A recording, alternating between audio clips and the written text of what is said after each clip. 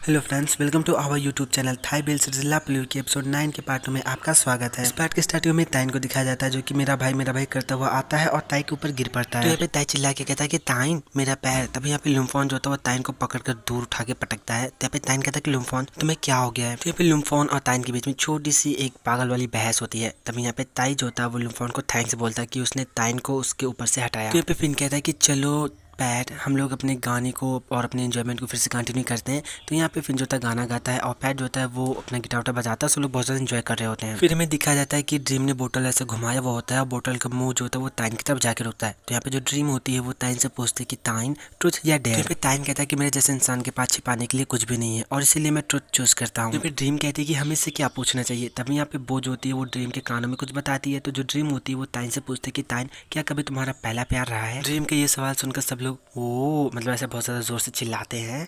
तभी यहाँ पे जो ताइन होता है वो थोड़ा सा ऐसा सोचता है। उसके बाद कहता है कि नहीं कभी भी नहीं। ये सुनकर सभी बहुत शॉक होते हैं। तो यहाँ पे जो ड्रीम होते हैं वो कहते हैं कि क्या सच में कभी भी तुम्हारा पहला प्यार नहीं रहा। हालांकि ताइन ने यहाँ पे झूठ बोला होता है, लेकिन अब क्या कर सकते हैं अगर वो सब चीज़ एडमिट नहीं करेगा तो भी यहाँ पे ताई कहता है कि ओ मेरे छोटे भाई क्या सच में। तभी यहाँ पे ताइन जो होता है वो बॉटल को स्पिन करता है और बॉटल का जो मुंह होता है वो लुम्फोन की तरफ जाके रुकता है। और यहाँ पे ताइन जो होता है वो लुम्फोन से कहता है लुम्फोन ट्रुथ या डेयर। तो यहाँ पे लुम्फोन जो होता है वो डेयर चूज करता है। तो यहाँ पे ताइन कहता है ठीक है फिर मैं तुम्हें एक खतरनाक वाला डेयर दूंगा। तो ये सुनकर लुम्फोन कहता है कि अगर ऐसा है तो फिर मैं ट्रुथ चूज करूंगा। ये सुनकर सब लोग बहुत ज्यादा हंसने लगते हैं। तभी यहाँ पे ताइन कहता है कि इससे सवाल पूछना कौन चाहेगा। तभी यहाँ पे वो अपने हाथ ऊपर करती है और कहती है कि मैं सवाल पूछूंगी इससे। यहाँ पे वो पूछती है कि लुम्फोन मुझे बताओ क्या अभी तुम्हारा किसी पर क्रश है। ये सवाल सुनकर सब लोग फिर से बहुत ज्यादा जोरों से चिल्लाने लगते हैं। लेकिन ये सवाल सुनकर पैट जो होता है वो कहीं ना कहीं थोड़ा सा मतलब अब मैं क्या बोलूँ उसकी सिचुएशन। अभी यहाँ पे कहते कि 1 मिनट रुको तुम्हें सच ही बोलना होगा, झूठ बोलना अलाउ नहीं है। तो लुम्फोन ताई की तरफ देख के कहता है कि हाँ मेरा क्रश है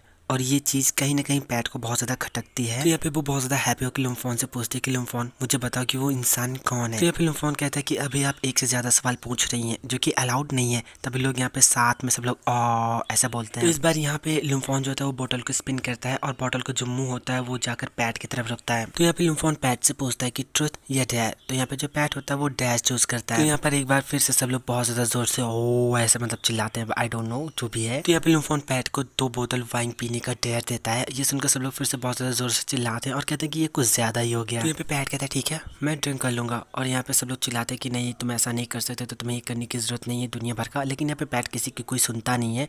वो 2 बोतल वाइन लाता है और पूरा एकदम मतलब एक सांस में दोनों कटक जाता है। यहाँ पे सब लोग उसको बहुत ज़्यादा मना करने की कोशिश करता है लेकिन वो किसी की सुनता नहीं है। पैट के डेयर कंप्लीट कर लेने से सब लोग उसको नंबर 1 बोल रहे होते हैं, उसकी बहुत ज़्यादा तारीफें कर रहे होते हैं। तभी यहाँ पे पैट जो था वो बॉटल को स्पिन करता है और जो बॉटल का मुंह होता है वो जाके नारा की तरफ रुकता है। तो यहाँ पे पैट जो था वो ताई की तरफ देखता है। तो यहाँ पे ताई पैट से कहता है कि पैट प्लीज नारा से बात करो। तो यहाँ पे जो पैट होता है वो नारा से पूछता है कि ट्रुथ या डेयर। तो यहाँ पे नारा डेयर सेलेक्ट करती है। तो पैट उससे कहता है ठीक है फिर तुम मुझसे प्राइवेट में बातें करो। और ऐसा बोलकर पैट जो होता है वो थोड़ा दूर जाने लगता है और नारा भी उसके पीछे पीछे जाती है। तो यहाँ पे नारा पैट से पूछती है कि पैट क्या तुम्हें मुझसे कुछ कहना है। तो यहाँ पे पैट कहता है कि नारा मैं तुमसे माफी मांगना चाहता हूँ। तो यहाँ पे नारा कहते हैं कि माफी मांगना चाहते हो लेकिन किस लिए। तो यहाँ पे पैट कहता है किस लिए क्योंकि मैंने कल तुम्हें बहुत ज़्यादा हर्ट किया। फिर हमें कल का एक छोटा सा सीन दिखाया जाता है जहाँ पे पैट जो होता है अपनी सारी सच्चाई बताता है और नारा बहुत ज़्यादा रोने लगती है। फिर हमें प्रेजेंट का सीन दिखाया जाता है जहाँ पे नारा कहते हैं कि कोई बात नहीं पैट मैं समझती हूँ, मैं पूरी तरीके से समझती हूँ तुम्हें, मतलब तुमने अपना सोलमेट ढूंढ लिया और ऐसा लगता है कि तुम मुझसे प्यार भी बहुत ज़्यादा करते हो। पैट का हाथ पकड़ के कहते हैं कि मैं प्रॉमिस करती हूँ कि मैं कभी भी तुम दोनों के बीच में इंटरफेयर नहीं करूँगी। पैट कहता है नारा देखो ऐसा बिल्कुल भी नहीं है, ये बात सच है कि मेरे मन में तुम्हारे लिए कोई भी रोमांटिक फीलिंग नहीं है। मैं बस चीज़ों को क्लियर करना चाहता हूँ, इसमें तुम्हारी कोई भी गलती नहीं है।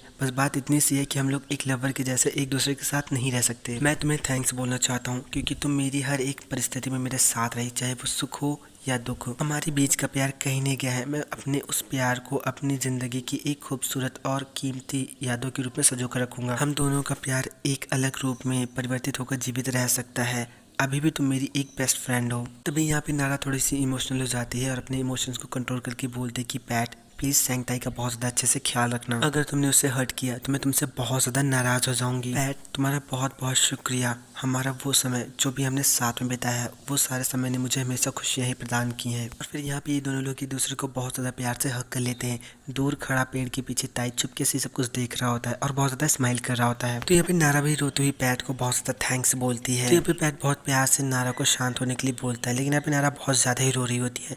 नेक्स्ट सीन में नारा को दिखाया जाता है जो कि मतलब ऐसे बैठी हुई होती है और कैंडल्स के साथ बहुत ज़्यादा खेल रही होती है। तभी वहाँ पे ड्रीम आ जाती है और वो नारा को घूर घूर के देख रही होती है। नारा इस चीज़ को नोटिस कर लेती है और वो ड्रीम से कहती है कि ड्रीम क्या बात है, तुम काफ़ी देर से मुझे घूर घूर के देख रही हो। फिर ड्रीम कहते हैं कि ओह तो क्या तुमने नोटिस कर लिया। और फिर वो बहुत प्यार से जो थे नारा के पास आके बैठती है और वो नारा से कहती है नारा तुम पहले से बहुत ज़्यादा बेटर दिख रही हो, तुम्हें देखकर बिल्कुल भी ऐसा नहीं लगता है कि तुम्हारा हाल ही में ब्रेकअप हुआ है। तो फिर नारा कहती है कि मैं बहुत ज़्यादा रिलीफ महसूस कर रही हूँ। ये कहना बहुत ज़्यादा मुश्किल है, लेकिन सैंगडाई और पैट से बात करने के बाद सारी चीज़ें क्लियर हो चुकी हैं। इवन वो चीज़ें भी जो पहले क्लियर नहीं थी वो भी बहुत ज़्यादा क्लियर हो चुकी है और मैं आप सभी चीज़ों को बहुत ज़्यादा अच्छे से समझ चुकी हूँ। तो फिर ड्रीम जो थी वो नारा का हाथ पकड़ती है और उससे कहती है कि तुम्हें पता है मैं हमेशा तुम्हारे लिए यहाँ पर हूँ, कोई फ़र्क नहीं पड़ता अगर तुम पैट की गर्लफ्रेंड नहीं हो, फिर भी मैं चाहती हूँ कि तुम हमारे साथ रहो। तो फिर नारा कहती है कि हाँ बिल्कुल, हम लोग हमेशा टच में रहेंगे। और फिर ये दोनों लोग थोड़ा देर आसमान को ऐसे घूर घूर के देखते हैं। उसके बाद नारा बहुत प्यार से अपना सर जो होती है वो ड्रीम के शोल्डर पे रख देती है। तो फिर नारा रोती हुई कहती है कि प्यार करना सच में बहुत ज़्यादा मुश्किल है और वो बहुत ज़्यादा रो रही होती है। यहाँ पे ड्रीम जो होती है बहुत ज़्यादा कोशिश करती है नारा को कंफर्ट करने की, लेकिन नारा बहुत ज़्यादा फूट फूट के रो रही होती है। एक सीन में हमें बोस, सैंगडाई और पैट तीनों को ताइन की यूनिवर्सिटी में दिखाया जाता है, जहाँ पे ताई ताइन के पास कॉल करता है और कहता है कि ताइन तुम कहाँ पर हो, मैं तुम्हारी यूनिवर्सिटी में हूँ, जल्दी यहाँ पर आओ। और इतना बोलकर ताई फोन कट कर देता है। तो यहाँ पे पैट ताई से कहता है ताई क्या तुम अभी घर जाना चाहते हो या उससे पहले कहीं और जाना चाहते हो। तो फिर ताई कहता है कि मुझे अभी भी याद है कि मुझे डियोर को लेने जाना है, मैंने डियोर को पीस सैंगनोए के पास छोड़ रखा है। ताई की बात सुनकर पैट स्माइल करता है और कहता है कि इसका मतलब ये है कि अब मुझे तुम्हारे बड़े भाई से मिलने का सौभाग्य मिलेगा। तो यहाँ पे ताई बहुत ज्यादा स्माइल करके हाँ बोलता है। तो यहाँ पे बो जो होती है घूर घूर के पैट को देख रही होती है। तो यहाँ पे पैट बो से कहता है कि पी बो आप घर कैसे जाएंगी, क्या आप चाहते हैं कि मैं आपको राइड दे दूं। तो यहाँ पे वो स्माइल करते हैं और हाँ बोलती है। तभी ताई पलट कर बो की तरफ देखता है तो वो कहती है लेकिन अच्छा होगा अगर मैं खुद से अपने घर चली जाऊँ तो, वो देखो मेरी टैक्सी वहाँ पे खड़ी हुई है। तो ताई कहता है कि वो कार वाली ना वो। तब वो कहती है कि हाँ वही। तभी यहाँ पे ताई पैट से कहता है ठीक है फिर मैं यहाँ पे थोड़ी देर के लिए सैंगडाई का इंतजार करूंगा। तभी यहाँ पे ताइन और लुम्फन दोनों लोग पहुंच जाते हैं। तो फिर ताइन पूछता है कि मेरा सामान कहाँ पे है। तो ताई कहता है कि वो ट्रंक में रखा हुआ है, मैं उसको यहाँ पे लेकर नहीं आया क्योंकि मुझे तुम्हारी मदद की जरूरत है। तो फिर ताइन कहता है ठीक है फिर चलिए हम सब लोग चल के वो सारा सामान लेकर आते हैं। तभी यहाँ पे वो कहती है कि ओह गाइस मुझे अभी घर चलना है, तो ठीक है मैं चलती हूँ, बाय डॉक्टर पैट, लुम्फन और ताइन, और सबको बाय बोलकर वो जाने लगती है। ताई और ताइन के जाने के बाद यहाँ पे पैट भी जाने वाला होता है। तो लुम्फन जो था वो पैट को रोकता है, कहते हैं कि पैट मुझे तुमसे कुछ जरूरी बातें करनी है। तो पैट कहता है कि हाँ बोलो क्या बात करनी है। एक्चुअली हमें इन दोनों की बात यहाँ पे नहीं सुनाई जाती है, ये एक सीक्रेट है, टॉप सीक्रेट है। हमें कुछ देर बाद का सीन दिखाया जाता है जहाँ पे इन दोनों के एक्सप्रेशन बहुत ज़्यादा मतलब बिगड़े हुए होते हैं, दोनों लोग एक दूसरे को अच्छी नज़र से नहीं देख रहे होते। तभी वहाँ पे ताई और ताइन भी आ जाते हैं। तो ताई पैट से पूछा कि पैट तुम दोनों के बीच में क्या चल रहा है। तभी यहाँ पे ताइन कहता है एक्चुअली हम दोनों को फोटो एडिट करने के लिए, फोटोज को सिलेक्ट करने के लिए जाना है, तुम लोगों को लेट हो रहा है तो हम दोनों चलते हैं। और सब बोलकर वो वहाँ से जाने लगता है। यहाँ पर पैट और लुम्फन दोनों एक दूसरे को ऐसे घूर घूर के देख रहे होते हैं दुश्मनों के जैसे। कहता है मतलब पैट का ऐसा चेहरा देखे कि पैट सब कुछ ठीक है ना। तो अभी पैट कहता है कि हाँ सब कुछ ठीक है चलो हम लोग चलते हैं। नेक्स्ट सीन में इन दोनों को सैंगनोआ के घर पे दिखाया जाता है, जहाँ पे ताई कहता है कि देखो पैट हम लोग पहुंच चुके हैं। यहाँ पे हमें सैंगनोआ की एक झलक दिखाई जाती है जो कि पौधों में पानी डाल रहा होता है और बहुत ज्यादा हॉट एंड कूल लग रहा होता है। तभी यहाँ पे ताई जो होता है गेट के सामने आता है और हाथ मतलब हिलाते हुए बोलता है कि पी सैंगनोआ। तो यहाँ पे सैंगनोआ कहता है कि अंदर आ जाओ। तो यहाँ पे सैंगनोआ ताई से पूछता है कि तुम इतने जल्दी यहाँ पर क्यों आ गए, तुमने आने से पहले मुझे कॉल भी नहीं किया। यहाँ पे ताई अपनी घड़ी देखता है और कहता है कि मुझे पता था कि अब तक आप उठ गए होंगे। फिर यहाँ पे मैं पैट को दिखाया जाता है जो कि पता नहीं क्यों ताई के बगल वाले घर को बहुत ज्यादा घूर घूर के देख रहा होता है। तब यहाँ पे सैंगनोआ की नजर पैट पे पड़ती है। तो ये देखकर ताई जो होता है वो सैंगनोआ से कहता है कि ये पी पैट है जिसके बारे में मैंने आपको पहले बताया था। पे नोआ पैट को हाथ जोड़कर प्रणाम करता है। तो पैट भी हाथ जोड़कर प्रणाम करता है और नोआ से कहता है कि तुम मेरे सामने हाथ मत जोड़ो, हम दोनों लगभग सेम एज के हैं। तो यहाँ पे नोआ कहता है कि ऐसा नहीं है, आप मुझसे 2 साल बड़े हो। तो पैट कहता है ओके ठीक है लेकिन तुम ताई और ताइन से बहुत ज्यादा अलग दिखते हो। तो ताई कहता है कि एक्चुअली हम सभी भाइयों की पर्सनैलिटी बहुत ज्यादा अलग है एक दूसरे से। तो यहाँ पे पैट अपना इंट्रोडक्शन देता है, कहता है कि मेरा नाम पैट है और मुझे तुमसे मिलकर बहुत ज्यादा खुशी हुई, शायद हम लोग एक दूसरे से हैंडशेक कर सकते हैं, वो भी एक दूसरे को प्रणाम करने की जगह। तो यहाँ पे नोआ भी हाथ मिलाता है, कहता है कि मुझे भी तुमसे मिलकर बहुत ज्यादा खुशी हुई। तब यहाँ पे ताई कहता है कि पी नोआ डोर कहाँ पे है। तो यहाँ पे नोआ कहता है कि वो घर के अंदर है, वो मुझे खुद को छूने नहीं देती, तो अच्छा होगा कि तुम ही जाकर उसे ले आओ। ताई तुम्हें तो पता है कि मैं कितना ज्यादा दयालु इंसान हूँ, उसको मुझसे सब कुछ मिला लेकिन मुझे उससे कुछ भी नहीं मिला। तो यहाँ पे ताई पैट से कहता है कि हम दोनों लोग अंदर से डियोर को लाने जा रहे हैं, ठीक है। और ऐसा बोलकर वो दोनों लोग अंदर घर के चले जाते हैं। तब यहाँ पे पैट जो होता है वो ताई के बगल वाले घर को बहुत ज्यादा घूर घूर के देख रहा होता है और उसे पास्ट के एक मेमोरी मतलब ऐसे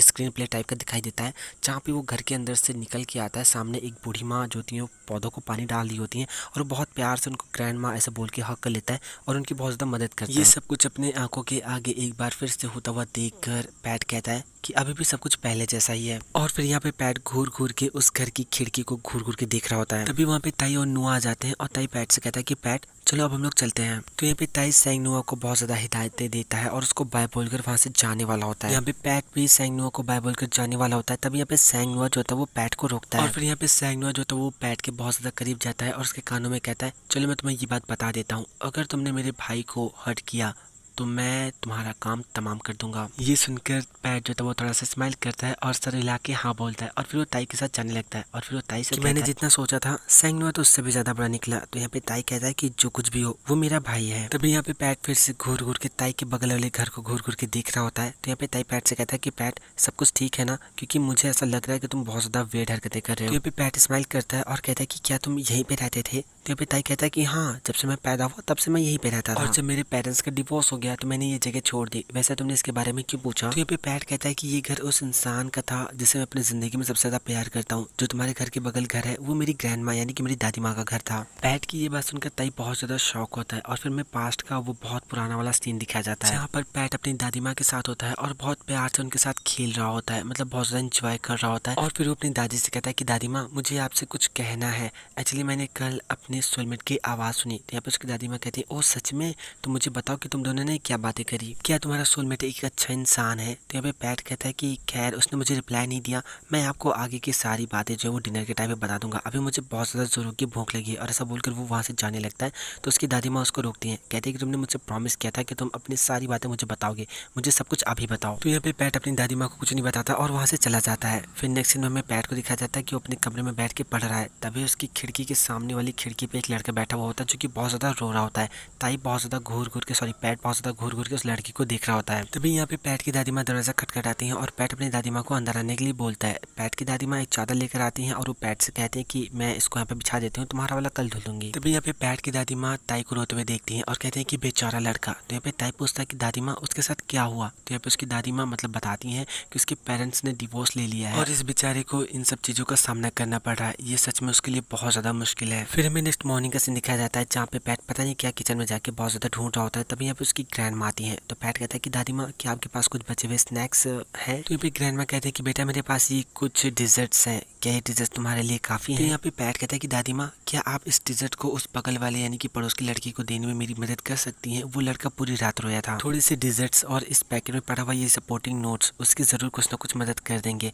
तो यहाँ पे मतलब पैट की दादी जो होती है उससे कहते हैं कि बेटा ये सारी चीजें उसके लिए बहुत ज्यादा कंफ्यूजन तो क्रिएट नहीं करेंगी ना। तो यहाँ पे पैट कहता है कि आप उनसे बस इतना कह देना कि आपका ग्रैंडसन उसे ये सब कुछ देना चाहता था, बाकी का सब कुछ मैंने इस स्टिकी नोट में सब कुछ एक्सप्लेन कर रखा है। फिर हमें पैट की दादी माँ को बाहर दिखाया जाता है जो कि ताई को देखती हैं और उसको आवाज लगाकर अपने पास बुलाती हैं। जब ताई उनके पास जाता है तो पैट की दादी माँ वो पैकेट उठा के ताई को दे देती है और उससे कहती है कि मेरा ग्रैंडसन चाहता था कि मैं ये तुम्हें दूं। तो यहाँ पे ताई वो थैला ले लेता है। तो पैट की दादी माँ ताई को उस थैले के अंदर देखने के लिए बोलती है। तो यहाँ पे ताई जो होता है उस बैग के अंदर देखता है और उसको एक नोट मिलता है जिसमें लिखा होता है कि मैंने कल रात तुमको रोते हुए देखा और इसलिए मैं तुम्हें सपोर्ट करना चाहता हूँ। ये सारी तकलीफें एक दिन बीत जाएंगी, मैं आशा करता हूँ कि तुम्हें तुम्हारी मुस्कुराहट वापस मिल जाए। खुशियाँ ही मुस्कुराने की वजह होती हैं, लेकिन कभी कभी एक मुस्कान खुशियों की वजह बन जाती है। तो यहाँ पे ताई ये सब कुछ पढ़ता है और उसके बाद फिर बालकनी की तरफ देखता है। फिर मैं नेक्स्ट डे का सीन दिखाया जाता है जहाँ पे ताई चुपके से मतलब दरबार के पास आता है और दादी माँ को आवाज लगा के बुलाता है और उनको एक चिट पकड़ाता है। यहाँ पे दादी समझ जाती है कि चिट किसके लिए है और वो ये चिट ले जाकर पैट के बेड पर रख देती है। नाइट में पैट जब अपने बेड पर आता है तो उसको ताई की दी हुई चिट दिखाई देती है जिसमें लिखा होता है कि तुम्हारा बहुत बहुत शुक्रिया, तुम वास्तव में एक बहुत अच्छे इंसान हो, और दुनिया भर की बकवास लिखी हुई होती है। पैट ये सब कुछ पढ़ के बहुत ज़्यादा स्माइल करता है और फिर उस स्टिकर को अपने फिश टैंक पे चिपका देता है। फिर हमें नेक्स्ट डे का सीन दिखाया जाता है जहाँ पे पैट की दादी माँ फिर से एक मतलब जो होता है डिजर्ट होता है और स्टिकर नोट जो होती है वो ताई के लिए लेकर आती हैं और उसको दे देती हैं। तो उस स्टिकर नोट पे लिखा होता है कि हम लोगों को अपने जीवन में बहुत सारे चैलेंजेस का सामना करना पड़ता है और ये उस परीक्षा के लिए है जिसे तुमने पास करना होगा, और प्लीज़ मुस्कुराना मत भूलना, from a kind person. Next scene हमें नाइट के दिखाया जाता है जहाँ पे ताई बहुत ज़्यादा रो रहा होता है, अपने डैड मॉम के डिवोर्स के बारे में सोच रहा होता है। तभी यहाँ पे जो पैट होता है वो अपने रूम का जो खिड़की होती है उसे खोलता है और वहाँ से एक चिट निकाल कर ताई की तरफ फेंकता है। वो चिट ताई के पास आके गिरती है। तो यहाँ पे ताई जो होता है वो बालकनी की तरफ देखता है, लेकिन बालकनी पे कोई भी नहीं होता। तो ताई जो होता है वो चिट निकाल कर पढ़ने लगता है जिसमें लिखा होता है कि क्या तुम फिर से रो रहे थे, क्या तुम भूल गए कि कैसे तुम्हें अपने स्माइल को इम्प्रूव करना है, सुना खाब यानी कि तुम स्ट्रांग रहो और तुम ये कर सकते हो, फ्रॉम अ काइंड वन। तो यहाँ पे ताई जो था वो बालकनी की तरफ देखता है तो पैट जो था अपनी 2 फिंगर दिखाता है, उसको ऐसे टिंकल करता है। ये देखकर ताई थोड़ा सा स्माइल करता है और यहाँ पे पैट जो था वो भी खुद को ऐसे देखकर बहुत ज़्यादा स्माइल कर रहा होता है। इसी तरह से कुछ दिन बीत जाते हैं और हमें कुछ दिनों के बाद का सीन दिखाया जाता है, जहाँ पे ताई जो था वो अपने मतलब किसी जगह से लौट कर अपने घर आ रहा होता है और वो देखता है कि उसके पड़ोस वाले घर में कुछ लोग सामान लेकर जा रहे होते हैं और बहुत ज़्यादा रो रहे होते हैं। तो यहाँ पे ताई जो होता है वो और घर के अंदर आता है और उसको ताइन मिलता है। तो ताई ताइन से पूछता है कि ताइन यहाँ पे क्या हो रहा है। तो यहाँ पे ताइन कहता है कि यहाँ पर जो बूढ़ी दादी माँ थी उनकी डेथ हो गई है और उसकी फैमिली वाले उनका सारा सामान लेकर यहाँ से जा रहे हैं और ऐसा लगता है जैसे कि उन्होंने इस घर को किसी और को बेच दिया है। तो ये सुनकर ताई बहुत ज़्यादा शौक होता है और कहता है कि क्या सच में। तो यहाँ पे ताइन कहता है कि मैं भला इन सब चीज़ों पे झूठ क्यों बोलूँगा। ये सुनकर ताई दौड़ता हुआ अपने घर के अंदर जाता है अपने रूम के पास और फिर हमें पैट को दिखाया जाता है जो कि अपनी दादी माँ के मरने के दुख में बहुत ज़्यादा रो रहा होता है। यहाँ पर ताई जो होता है वो अपनी खिड़की से सब होते हुए देखता है और फिर एक चीज जो होता है वो पैट की तरफ फेंकता है। तो यहाँ पे पैट जो होता है उस चीज को उठाता है और उसे ओपन करता है। उसमें लिखा होता है कि मैंने अभी भी तुम्हारी दादी माँ के बारे में सुना, मुझे बहुत ज़्यादा बुरा लगा और मैं यहीं पर हूँ तुम्हारे साथ तुम्हारे लिए। ये सब पढ़कर यहाँ पर पैट और भी ज़्यादा रोने लगता है और हमें यहाँ पे ताई और पैट को दोनों को बहुत ज़्यादा सैड दिखाया जाता है, वो भी एक ही फ्रेम में। फिर हमें यहाँ पर प्रेजेंट का सीन दिखाया जाता है जहाँ पे ताई पैट से कहता है कि पैट तो क्या वो काइंड वन तुम ही थे। तो ये सुनकर पैट बहुत ज़्यादा स्माइल करता है। सो फ्रेंड्स ये एपिसोड यहीं पे खत्म होता है। इसका नेक्स्ट एपिसोड बहुत ज़्यादा अमेजिंग है जो कि अभी तक रिलीज़ नहीं हुआ है। अगर आपको वीडियो पसंद आए तो लाइक कीजिए, हमारे चैनल को सब्सक्राइब कीजिए, हमें कमेंट करके ज़रूर बताइए कि आपको वीडियो कैसा लगा। मुझे माफ़ करना कि मैं हर वीडियो के एंड में अपनी दुख दर्द और पीड़ा को बयां करता हूँ। एक्चुअली आपको ये वीडियो बहुत ज़्यादा पहले मिल जाता, लेकिन कल का मेरा दिन बहुत ज़्यादा बकवास था। पूरा दिन मुझे मेहमान नवाजी करने में बीत गई क्योंकि मेरी कोई बहन नहीं। आप समझ सकते हैं कि मैं किस तरह की मेहमान नवाजी की बात कर रहा हूँ। फाइनली जब शाम को मुझे समय मिला वीडियो एडिट करने का, तभी मेरी मौसी, मामा और पता नहीं कहाँ की भाभी का फ़ोन आ गया और फिर मेरा फ़ोन बहुत ज़्यादा बिजी हो गया, जैसा कि सभी इंसान का हो जाता है। और मुझे पता ही नहीं चला कि मेरा कब ये जो प्राइवेट वाला नंबर है वो पब्लिक हो गया। इस वीडियो को एडिट करते करते रात के 11 बज गए। तो मैंने इस वीडियो को नेक्स्ट डे पब्लिश करना ही ज़्यादा बेटर समझा।